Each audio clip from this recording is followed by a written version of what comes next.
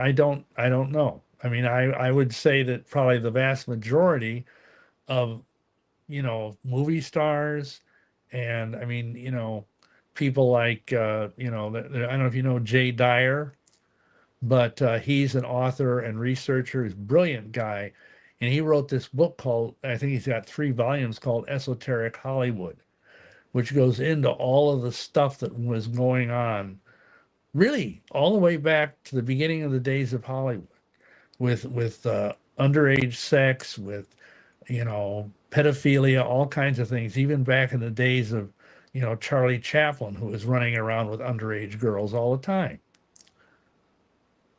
Yeah, Jay Dyer's been a friend of the channel for 5 or 6 years now. He's a great researcher. All right, so your next question relates to this guy. Did you ever know Michael Aquino?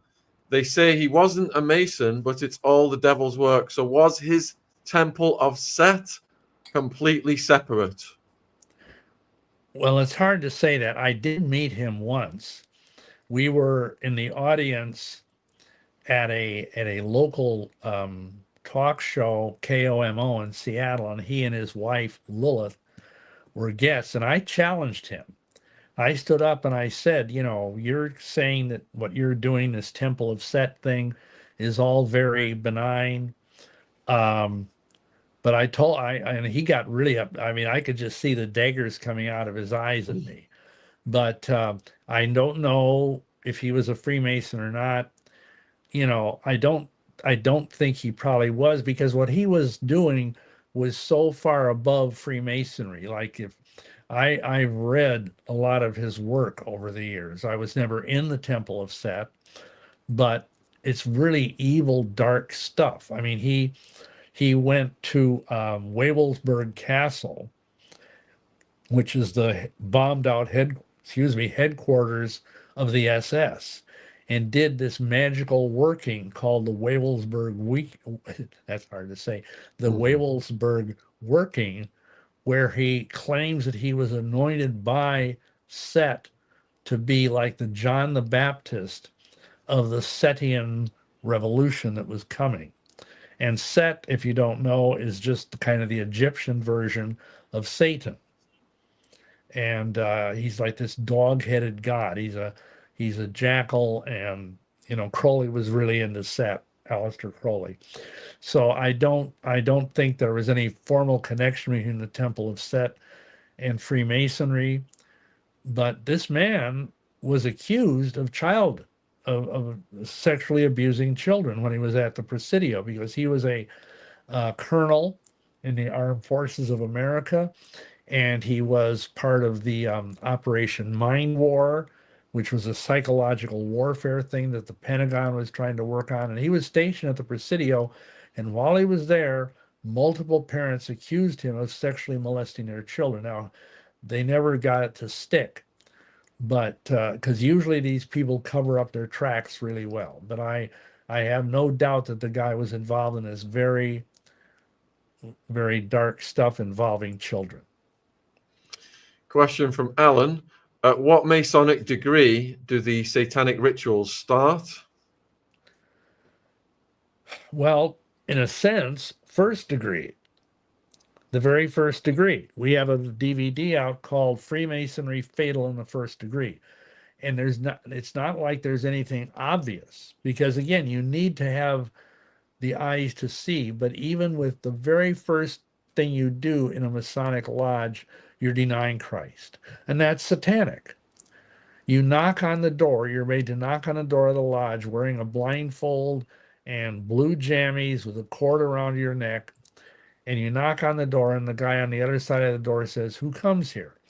And then you say, "Mr. Bill Schnoebelen, who has long been in darkness and now seeks to be brought to light to receive a part in the rights and benefits of his worshipful lodge, erected to God, as all brothers and fellows have done before him." Now, what you got to understand is, here's this person who is supposedly a Christian. I wasn't. I was a witch when I knocked on that door. But most men that join the lodge are some form of Protestants. And you're saying, "I'm in darkness, but now I want the light of Masonry." And if you've got Jesus Christ in your heart, you're not in darkness because he's the light of the world. You've just, without understanding it, you have just denied Christ. And that's a satanic act. Now, in terms of the overt, more out in the open stuff, for that you'd have to get into the Scottish Rite, the middle degrees of the Scottish Rite, like I think it's the 19th degree. And see, there's 32 degrees in the Scottish Rite. And they get increasingly creepier and creepier. But in I think it's the 19th degree, they actually conjure up the devil. And he is shown in the degree to be more powerful than the Christian priest. I actually sat and watched this because I was a 32nd degree Scottish Rite Mason. And it's terrifying if you understand it. But see, most men that go through this stuff, oh, they just think it's fun. They just think it's, some fun thing to do, and then they can go and play pinochle with their friends. How long did it take you to go from first degree to the 33rd? Well, basically, I started in 1975, and it took me 3 or 4 years to get to Master Mason. But then, in America, I don't know how it is in Britain, but in America, basically, once you're a Master Mason, that's 3rd degree, you can shoot through either the Scottish Rite, 29 degrees, or the York Rite, 10 degrees, in a matter of a few months. Because that's how it's set up. You pay your money, it's always about money. And then you, like in the Scottish Rite, you go and they have this big fancy theater and you watch these mystery plays that talk about Jacques de Molay and the Knights Templar and all this weird stuff. And in the York Rite, it's more intimate. You just have these little plays that you're a part of. But again, there's all sorts of creepy things along the way. Like, they talk about in movies nowadays, they talk about Easter eggs. There's like satanic Easter eggs all through these various Masonic rituals. And if you don't understand it, because again, like Hosea 4 verse 6 says, my people are destroyed for lack of knowledge. And if you walk into this thing like a babe in the woods, and you don't have the experience that I have as a witch to understand all this occult symbolism, and you just, it's like you're walking into a minefield, a spiritual minefield, and if you step on something, it's going to, spiritually speaking, of course, blow up in your face. We've had so many men who became Masons, and then their families started going crazy, their children started going crazy, their wives started, because it's a contagion. And if you, once you kneel at that altar and swear that oath to Baal, even though you don't understand that's what you're doing, at that point, you open up your life to satanic darkness. And because you're one flesh with your wife, she gets this too. And your children, who are, of course, under you spiritually, they get it. And it's like all of a sudden, all of this spiritual toxicity is pouring down into you, your wife, and your children. And we've had to pray for literally thousands of people over the years, over the decades, people who had gotten into Masonry and had horrible things just rip their family to shreds. So it's not just about the men, it's about the whole families and the impact. So what is the requirement then to get to 33? Well, as I kind of explained to your producer, I wasn't in the 33rd degree in American Masonry. I was in the 33rd degree of the Rite of Memphis Mithraeum. But in America, to be a 33rd degree Mason is an honorary thing that is only given to very powerful, wealthy, or famous people. Like a lot of famous Hollywood celebrities are 33rd degree Masons, like Roy Rogers, like Burl Ives, the famous folk singer. Harry Truman, who was a U.S. president, was a 33rd.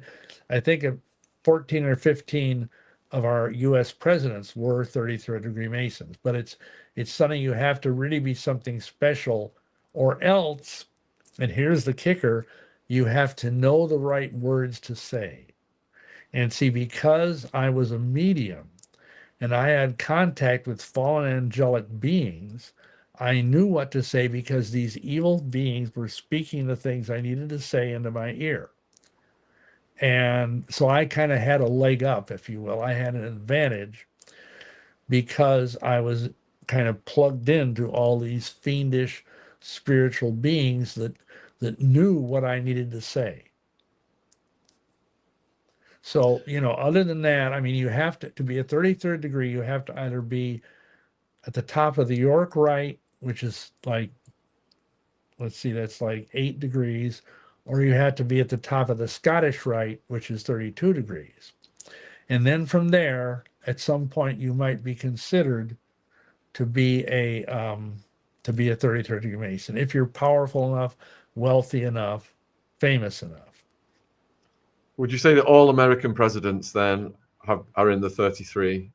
No, not by any means. I don't think. I don't think. Um, I know Trump isn't, and I don't think Obama was. I'm not sure about the Bushes, either senior or junior. Bill Clinton was only in Demolay, which is like the boys' order of Freemasonry. He never became, as an adult, he never became a Freemason. So actually, most American presidents are not Freemasons, but I think the last I heard, 17 of them were. And I think we're now on, well, Trump is the 47th, but of course, he was in twice. You're getting asked whether Bohemian Grove and Skull and Bones are related to Freemasonry. Well, I'm sure Skull and Bones is. And again, I wasn't in those things. I was never at Bohemian Grove, but I know there's a lot of overlap. And, I think the Bohemian Grove is kind of a higher level offshoot of the 33rd degree of the Scottish Rite. But I've not done a deep study on it. My mind is so full of weirdness that I don't really want to put any more weirdness in it. But no, I know Skull and Bones is very much related to high level masonry, and I would not be surprised if the Bohemian Grove was too. Are you aware of the Grand Orient Lodge in Paris, France? And have you got Sure. any thoughts on that? What are your Okay, thoughts on it? I was in that because I had a high level Grand Orient Mason fly over from France. He was the son of the famous French occultist who was named Papus, who wrote the book The Tarot of the Bohemians. And he came over to induct me in Chicago into the Grand Orient Lodge. It's a very much, it's, how shall I put it? It's very much darker. It's more overtly occult. It's very anti-clerical. By that I mean anti-clergy, because it emerged out of the French Revolution. And if you know your history, the French Revolution was savage against Christianity, um, and it's a very dark form of masonry that it was very much taken over. Okay, let me back up one step. When Adam Weishaupt started the Illuminati in 1776, that was right before the French Revolution, and he moved his agents into the Bavarian lodges and into the French lodges and kind of co-opted them, took them over. And the result of that was the Grand Orient Lodge. So it's like thoroughly, whatever, infected, for lack of a better word, with Illuminism, which is satanic. So the Grand Orient is a very much more anti-Christian institution than what you would find in the Grand Lodge of Britain or in the American Grand Lodge. Don't even know if I can pronounce this question. What is your take on the Anishinaabe 7 fires prophecy and the Hopi prophecy, as they say white people are the key to the end of the world, and the comparison to the LDS, they tie together? I'm afraid I never heard of that. So you got me stumped on that one. All right, yeah, me too. So, a question from Shane here, and that is, what is the real purpose of Freemasonry as you came to understand it from the inside? Well, they say that they build their temples in the hearts of men. That's one of their mottos. And they also say that Masonry exists to make good men better. That's their ostensible thing. But underneath the surface, they are basically working to corrupt the men that come into their organization. And again, the average Mason doesn't understand this. It's the higher up people. And, but like I try to explain to folks, just because it looks good doesn't mean it is good. I mean, if somebody gives you a glass of cyanide and tells you it's water, if you drink it, you're dead. And in the same way, Masonry is spiritual cyanide. And I think when Masonry was put together, it was designed, and I go into this in great length in the book, but it came out of the stonemasons guild in about 900 years ago. It made its way through and became co-opted with Rosicrucianism and the occult and all this stuff. So today it basically exists as a way of drawing men into what looks like a good thing, a charitable organization, because Masonry does all these different charitable things, but it corrupts them. And it's like a death watch beetle that's within the heart and soul of the men that join it. And I know so many men we have had to pray for over the years who got into Masonry and they found themselves drawn to pedophilia, drawn to, sodomy, to all manner of perversion. And it's not good. You got several people asking if you've got any personal stories of supernatural encounters or demons, etc. Well, where do I start? I mean, when I Pick was pick a in good the, pick a good one. Pick a good one. well, like, I mean, BC or AD. I mean, since I got saved, we've had all sorts of altercation. I mean, we had this. Okay, I'll tell you. This is after I was saved. We were in deliverance ministry, and we were meeting with this woman who had been made a bride of Satan. This was back in Seattle, probably in around 1991. And we were using this church that was like a storefront church in a large office complex. And she was protected by what's called a basilisk, which is this huge, powerful demon. And as we were praying with her and having her renounce Satanism and all this stuff, this demon was on the outside of the building, shaking the building. It was like, literally picking up the building and shaking it, but it couldn't come in because we had prayed over the building and asked the Lord to put angels all around the building. But literally, dust was coming down from the ceiling. These ceiling tiles they have like were coming down on us. It was terrifying, thunder and lightning outside, but the woman got set free. And this thing that was outside, this giant basilisk thing, just was howling with rage, and it finally had to leave because when she renounced Satan and professed her faith in Christ, he had no way to get at her anymore. But that would be probably one of the more spectacular things. Now that was after obviously I was a born again Christian and I was ministering. But I mean, we had lots of times as witches where we would do rituals and have horrible demonic things come up. Um, you know, People getting devoured by a demon. I mean, it happens. These things are very real and they're very dangerous. And it's like you're playing with fire if you get into the occult, and especially if you get into Satanism and black magic. And the funny thing was, at one point, we were paid, me and this very high level Satanist guy who was my mentor. We were paid, I think it was $500 to put curses on this guy's ex-wife so he could get custody of their children without having to go through divorce and alimony and all of that. Well, anyway, we kept cursing this woman, and none of it worked. And finally, it got to the point we were doing rituals of destruction right out of the Satanic Bible. We were doing voodoo curses. We were doing Grand Avoutrement curses, all. And finally, the demons would start coming back and they would beat us up. They would attack me and this other guy that was with me, and they would beat the living daylights out of us. And finally, we said, "What's going on?" And they said, "Why do you keep sending us after this woman? She is surrounded by these mighty angels, and they beat the tar out of us." And we discovered, we went back to the guy that paid us the money, and we said, what's going on with your wife? Why does she have these powerful beings around? And he said, "Well, she's a Christian."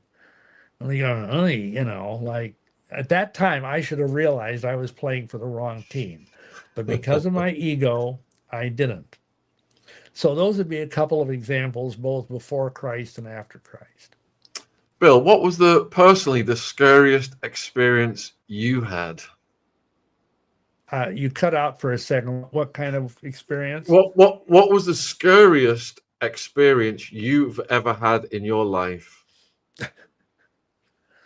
Wow. Well, I would say this is again after being born again.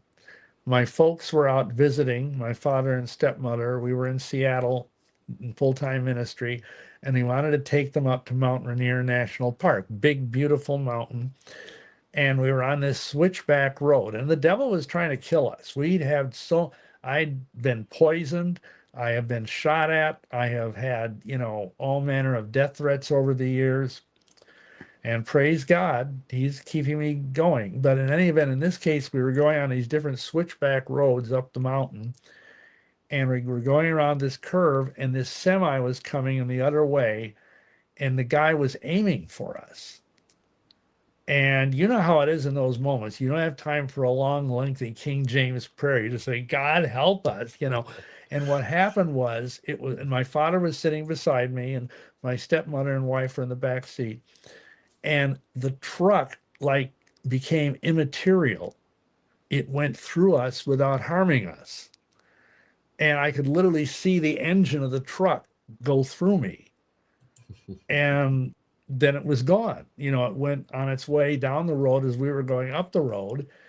And, we stopped the car and we were trembling. And my father looked at me and it's like, we aren't ever going to talk about this, are we?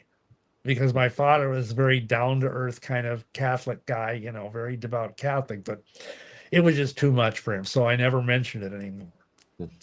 But that was probably one of the scariest things. We could have been, there was like a cliff up here and 1,000-foot drop to our left, and there was no place to go, but God saved us.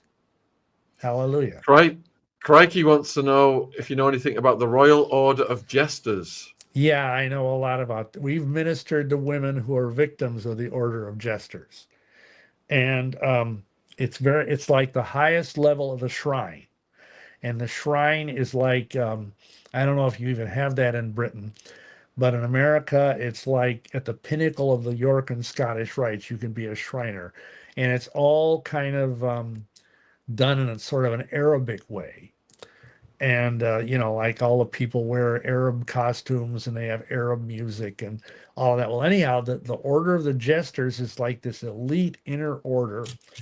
And we have a YouTube video about it on our YouTube channel, but it's terrible stuff because they have these parties where they will take women, wives or prostitutes, and do unspeakable things to them. The motto of the Order of Jesters is where mirth is king. And they have their symbol is this little fat golden naked baby with a crown on his head holding like a scepter with a swastika on the end of it. Doesn't that sound special though? And this one woman who came to us, she said that every I think it was every month on a certain date they would have a jester meeting, and then her husband would bring his buddies home from the meeting and they would be playing cards, and they would drug her and tie her up naked to the bed. And then whoever won the hand of cards would get to go in and rape this guy's wife. And I mean, she literally was raped dozens of times. And she tried to go to the police, but the police chief was a Freemason and he wouldn't do anything. And she went to the state police and they were Freemasons. And so she ended up having to take her children and flee. This is in Texas now, which is a very heavily Masonic state. And she had to flee the state because he was just ruining her life. I mean, she was gang raped like dozens of times. Absolutely horrific. Next question from the viewers. Masonic imagery is very prevalent with psychedelics, checkers, arches, etc., and they treat PTSD with it here in Canada. Any thoughts on pharmakia? Okay, I think the person is talking about treating PTSD victims with microdoses of psychedelic drugs. Yeah, If I'm understanding that. And yeah, and we that's got a thing.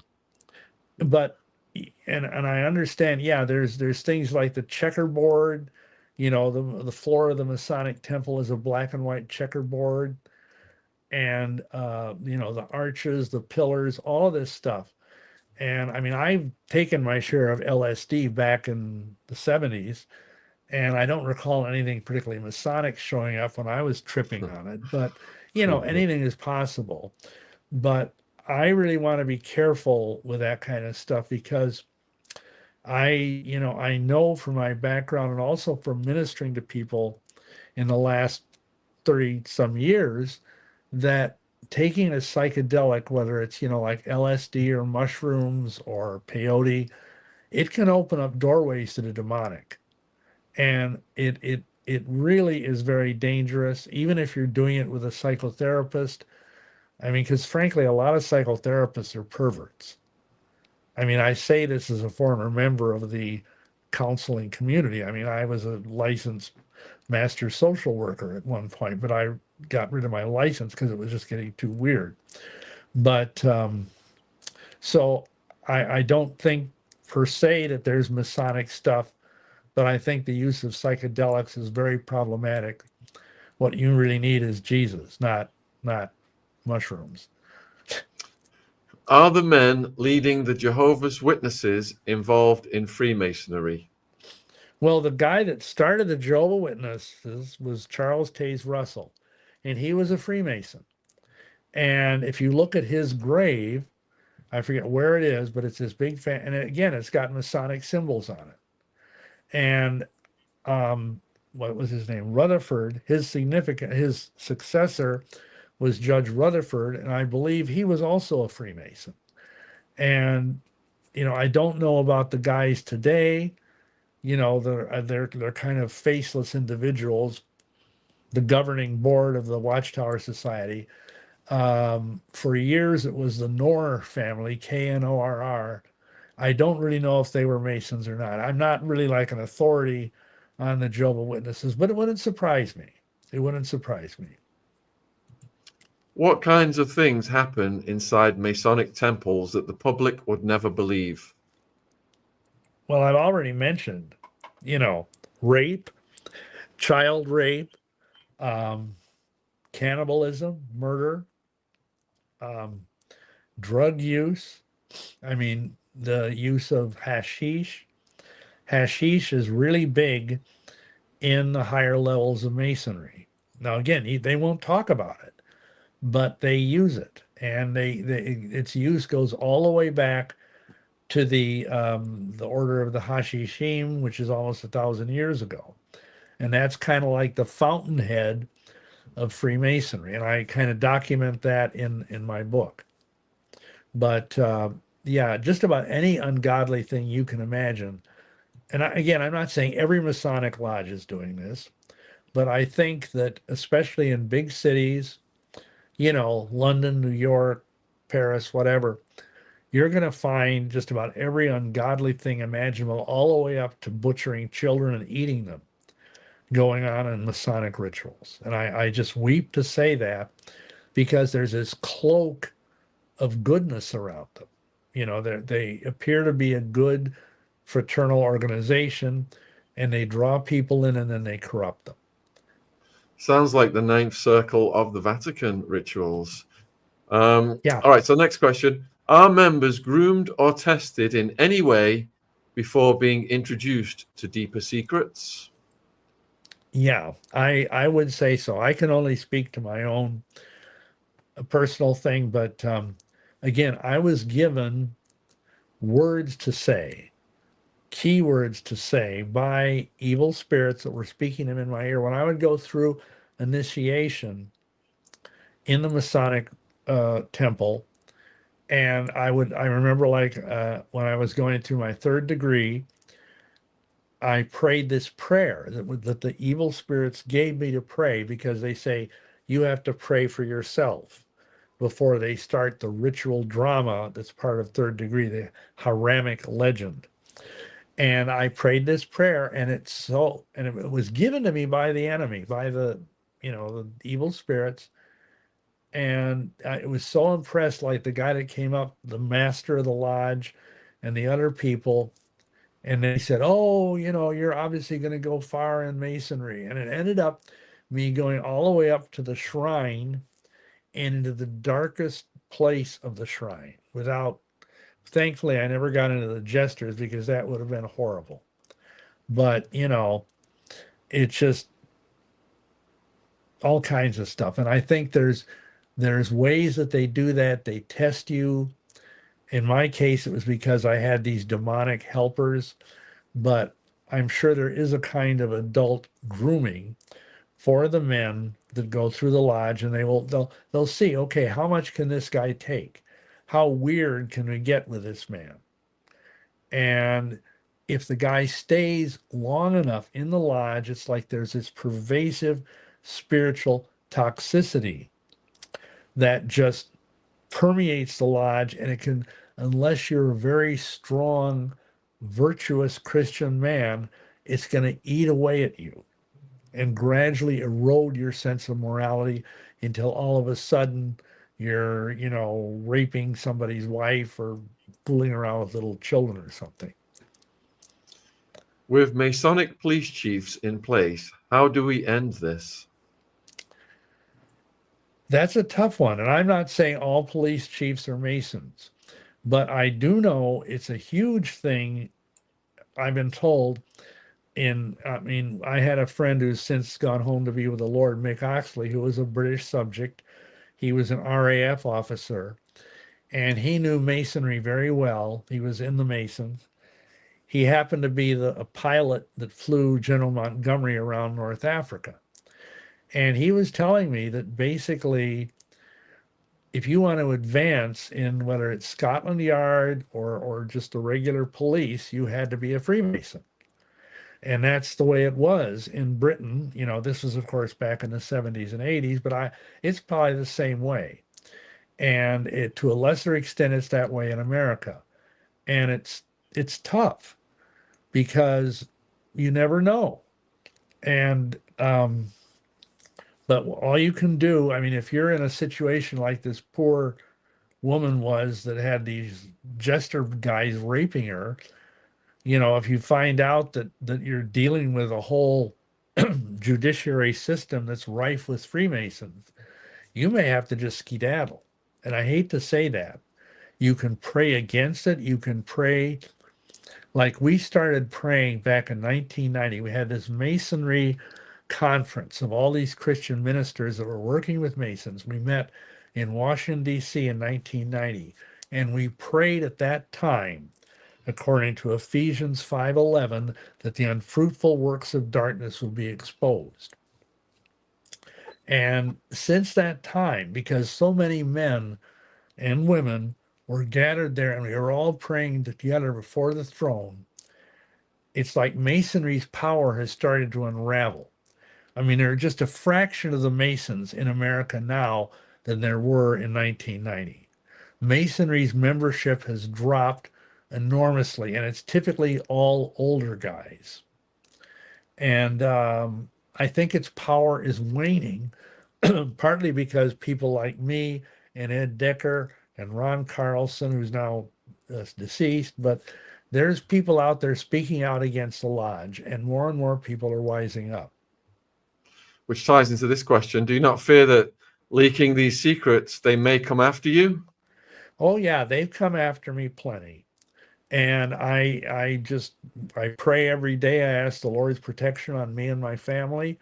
I do a lot of praying, and so far the Lord has kept me safe. Like I said earlier, I've been poisoned, I've been shot at, I've been run off the road. All kinds of death threats have come against me, but I'm here for as long as the Lord wants me to be here. And the thing is, by the time I wrote this book, and I wrote my biography, Lucifer Dethroned, I pretty much had told everything that needed to be told. And if they came around and killed me, it would make me look like a martyr, and it would prove that what I was saying was true. So in a way, by publicizing all of this, I kind of give myself a little layer of protection. But I am never cocky or overconfident. I immerse myself in prayer every day for at least an hour to an hour and a half, and just beseech the Lord that he would keep me and my family and our ministry safe. And have you customized those prayers to fight against the Masonic rituals? Yes. On our website, we have different prayers where here's the infuriating thing. Our website was damaged and people cannot access the prayers. One of our ministry supporters said that if you go to the website, they're not there anymore. But if you type in, like in Google, Dr. William Schnoebelen prayers, they'll come up. But we have deliverance prayers. We have prayers for renouncing Masonry. We have in the book that I showed you on Masonry, we have, if you are a Freemason, we have instructions for how do you get out of it, how do you renounce it. We have a demit letter, which is something you need to send to your Grand Lodge to get out of the lodge, to break those spiritual ties, because those ties will try and pull you back in unless you sever those ties by sending the letter and by praying that the Lord would sever those ties with the sword of the Spirit, etc. You got asked, why is Enoch so prevalent? You mean the idea, like the figure in the Bible, Enoch, or what? Yeah. Well, he's mentioned in the Scottish Rite rituals. He's kind of a weird figure, and of course, there's this pseudepigraphical work that's called the Book of Enoch, which is full of all kinds of bizarre, wonderful things that may or may not have anything to do with biblical truth. But because it says in Genesis that he was taken by God, and it's implied that he didn't die, he just he walked with God and was not, because God took him. And I think because of that, he's kind of one of those figures like Melchizedek and a few other mysterious figures in the Bible that really kind of are beguiling to people that are into the occult. And there's this whole system which goes back to the days of Queen Elizabeth I, of Enochian magic, that was started by Dr. John Dee. I don't know if you're familiar with him or not, but he was an aide to Queen Elizabeth I. He was also a secret agent for her. He would go to France and other countries, and interestingly enough, his code name was 007. Make of that what you will. And anyway, he was an occultist, and he was doing these ceremonies where he would call up this angel, and this angel would teach him what came to be known as the Enochian language, and the Enochian calls or cries. And these things have been around since, again, the reign of Queen Elizabeth I, and they made their way, these Enochian, they're called either cries or aethers, they made their way into the back of the Satanic Bible. So these Enochian these Enochian keys are part of the Satanic Bible, and they're part of the broader ceremonial magical culture of Western occultism. And I think the people, because I forget for sure, but I think Dr. John Dee claimed the angel that gave him all of this stuff, because there's a whole alphabet, there's whole sigils and magic squares and all kinds of weird stuff. I remember in this temple that I spoke of earlier, this black temple, I had a cubic altar that was, made after the system of Enochian magic, and it had all these sigils painted on it, and it was, like twice as tall as it was wide, and it's a big, huge thing all unto itself. You can, I'm sure, if you get on the internet, I mean, I don't advocate it because this stuff is dangerous. But I think that might be partly why there's this cross pollination between the idea of Enoch and the idea of the Enochian magic system and even the Satanic Bible. So it all kind of comes together. Bill, you've been very generous with your time. We're at 90 minutes right now. You got 4,000 people watching at the peak across all platforms. You've got hundreds of unanswered questions. This is a testament to how fascinating and mesmerizing people find you. We would love to get you back on at some point. Is there anything you'd like to say to the viewers in conclusion? We've got all your links down there if you want to let them know what they can follow up with. Yes, well, certainly. I think, obviously we have our website that's full of many resources. I've got like 30 or some DVDs. We've got 6 or 7 books currently in print, all kinds of stuff. But I want to end by saying that, we've talked about a lot of dark things, but I want people to understand that Christ is greater than all of this. And that even though we look around and we see all of this evil, whether it's the Epstein files or whether it's, all these kids that are being trafficked and just terrible things, but we got to remember Christ is on the throne. He is King. He is Lord. And, he took me out of darkness and brought me into his kingdom. And even though I'd sold my soul to the devil, he set me free. And if you're watching this and you're either a Freemason or a Mormon or a witch or even a Satanist, Jesus loves you. And he died on the cross for your sins, and he rose from the dead to give you eternal life. And whatever you think you're getting out of the occult, as someone who was in the occult for 16 years, it's like ashes compared to what you get when you get Christ. So I would encourage people, and again, if I said this earlier, but if you're a Freemason, you need to renounce it spiritually. You need to get out of it and send a letter to the Grand Lodge of wherever you are. And again, we have some materials on that available on our website. And our website is withoneaccord.org, and Shaun has got all of the information down below. But we would appreciate your prayers, because again, we've got Mormons and Masons and witches and Satanists, and the Vatican are all mad at us. They're all cursing us. So, but God is greater. But we'd appreciate your prayers, and we would appreciate if you feel led to support the work of our ministry. So thank you. And thank you for giving me this opportunity. I'd love to come back again. Yeah, we appreciate you, Bill, and they're cursing you because you're over the target, and that resonates with us. So you take care, my friend. I'm going to let you go, and I'm going to close the show. Thank you, Bill. You bet. All right. Bless Cheers. All right, guys, what a phenomenal guest. Please support his work at the links. If you go over to his platform, send some love for this channel. We have got David Icke premiering 9 a.m. tomorrow. He's going to be doing over 2 hours from the Epstein cover-up to reptilian, shape-shifting, ancient cults, including Baal, overlaps with what Bill just told us. And before you go anywhere, I'm just going to play you the trailer, the David Icke trailer for what's coming tomorrow. So check this out, folks. There are no files, and it's all shut. Thank you, goodbye, nothing to see here. But it weren't long before he was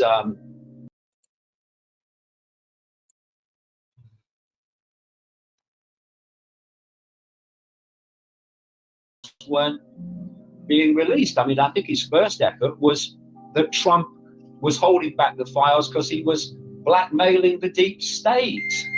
And then I saw another one where the question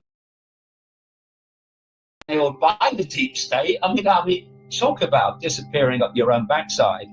When you've got to face the bloody facts, and they are that Epstein and Trump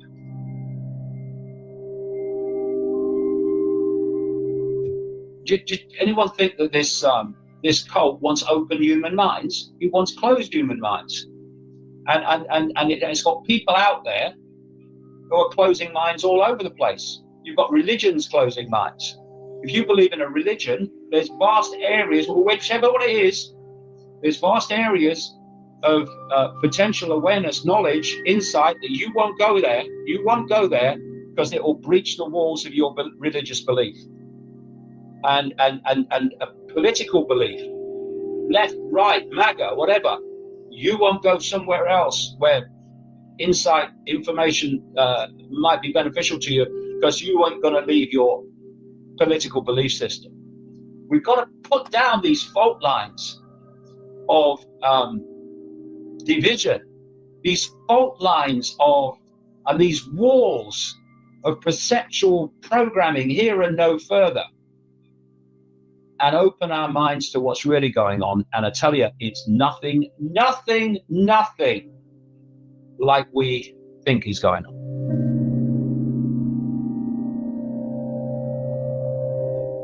You're making offerings to the gods. What do the gods get out of it? And then big pennies start to drop. The whole banking system start to drop. When you realize that these entities in this astral dimension, which interpenetrates ours, are feeding off low vibrational human energy.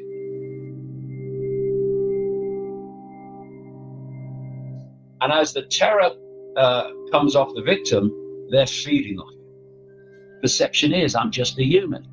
I'm just the labels of human. Or I'm subject to some judgmental God.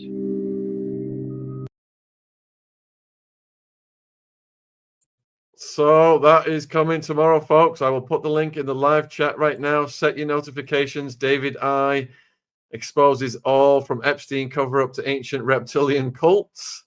And if you're watching on replay, link is in the description box. So please set your notifications. Thank you for tuning in. Thank you for all your questions. Sorry, the chat was just going bonkers. I couldn't keep up with it, but I tried to, cover as much ground as possible. Hope to see some of you in the chat tomorrow with David Icke. Thanks for tuning in.